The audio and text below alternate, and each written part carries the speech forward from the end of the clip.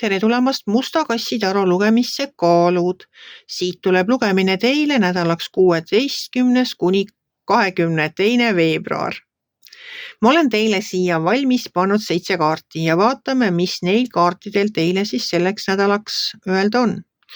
No siin on väga palju sellel nädalal sellist õiglust, õiglast juhtimist, lepinguid, lepingutes sõlmimist, uut algust, vot sellist nagu natukene ka puhkust ja minevikku.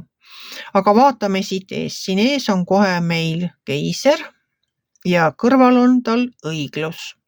Keiser ise on üks väga õiglane valitseja. Tema valitseb niimoodi, et ta kellelegi liiga ei tee.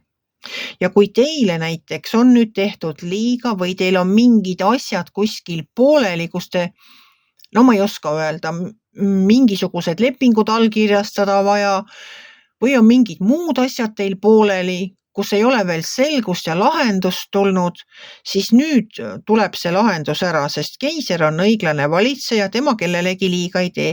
Ja kõrval on tal õiglus ja õiglus on teie poolel. Kui see õigluse kaart teile välja tuli, järelikult on õiglus teie poolel. Et te võite kogu sellest ootamisest puhata, et see õiglus on teie poolel, see õiglus pannakse maksma. Ma ei tea, mis iganes teil on need probleemid, millel ei ole lahendust tulnud, siis nüüd on see lahendus tulemas. Te võite rahulikult võtta puhkust, puhata ja maailmakaart näitab seda, et kõik on ära tehtud, te enam midagi teha ei saa.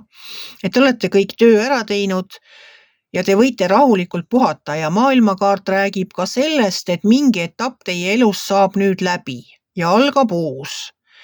Uus etapp uute lepingutega. Lepingutest räägib ka see ülempreestri kaart siin all ja mõõkade rüütel. Mõõkade rüütel ütleb ka, et kõik algab uuesti.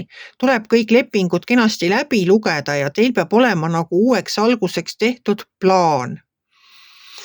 Et tehke üks kindel plaan, olge endas kindel, kontrollige ära kõik lepingupunktid. Et vaadake kõik üle, et ülempreester on traditsioonide austaja, et tema ei taha nagu kõrvalteid mööda asjale laheneda, vaid tema läheb otse. Tema läheb otse, läheb nii nagu traditsioonid ette näevad.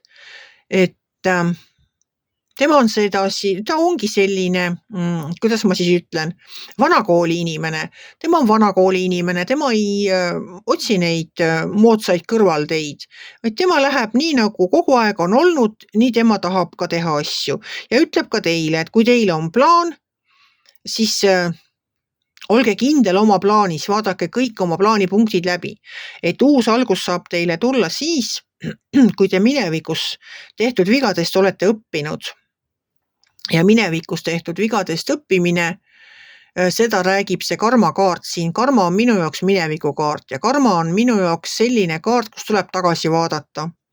Et kus nagu ennem kui saab uus alata, tuleb vaadata tagasi, tuleb vaadata, mis nagu sellest minevikust kaasa võtta, millega edasi minna ja mis sinna maha jätta. Et mida saab parandada, mida saab teisiti teha, et õppida oma minevikus tehtud vigadest, ütleb mulle karmakaart. Ja selle nädala kokkuvõte ongi siis, et üks uks pannakse kinni, algab teine uks ja selleks, et sellest uksest teisest uksest sisse minna, peab teil olema kindel plaan. Läbimõeldud plaan, punkt-punktilt läbi arutatud plaan, et pärast poleks pettumust, traditsioone jälgiv plaan. Ja siis vaadake oma minevikus tehtu üle, vaadake tagasi, õppige nendest vigadest, kui te mõne olete teinud, siis õppige nendest vigadest ja saategi minna edasi, sest õiglus tegelikult on teie poolel, te võite puhata ja te võite rahul olla sellega, mida te olete teinud, sest maailmakaart ütleb seda, et kõik on tehtud, enam te midagi ei saa ega pea tegema. Ja seda, et tuleb uus algus, no me oleme jõudnud nüüd selle nädalaga ka uude Hiina aastasse ehk uude tulihobuse aastasse ja eriti nagu märgiline on see neile, kes on sündinud aastal 1966, sest iga 60 aasta järel me jõuame täpselt sellesse aastasse, kus ise sündisime. Ehk need, kes on sündinud sellel aastal 1966, saavad sellel käesoleval aastal 60-aastaseks, on jõudnud just täpselt sellesse aastasse, kus nad ise sündisid. Et sellist aastat tuleb üks kord iga 60 aasta tagant ette. Iga 60 aasta kordab seda aastat, millalt meie sünnime.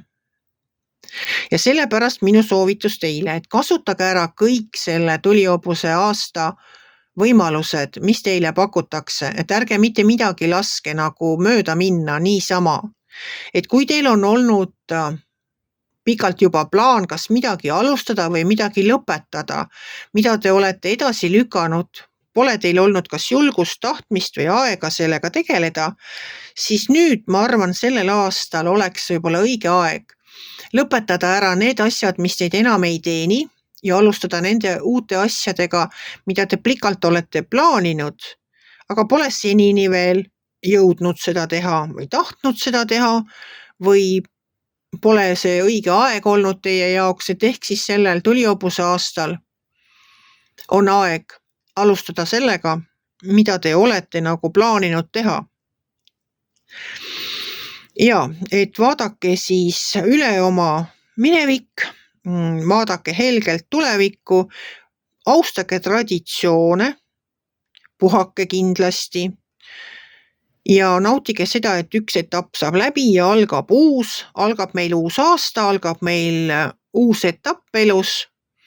Ja ma arvan, et see tuleb päris põnev teekond ikkagi sellel tulihobuse aastal, kuna see tulihobune ise on nii väga ettearvamatu käitumisega, et see tulihobuse aasta toob meile ka kindlasti siia ellu palju põnevust ja palju sellist üllatust. Ma loodan, et ta toobki teie ellu ka üllatusi, meeldivaid üllatusi.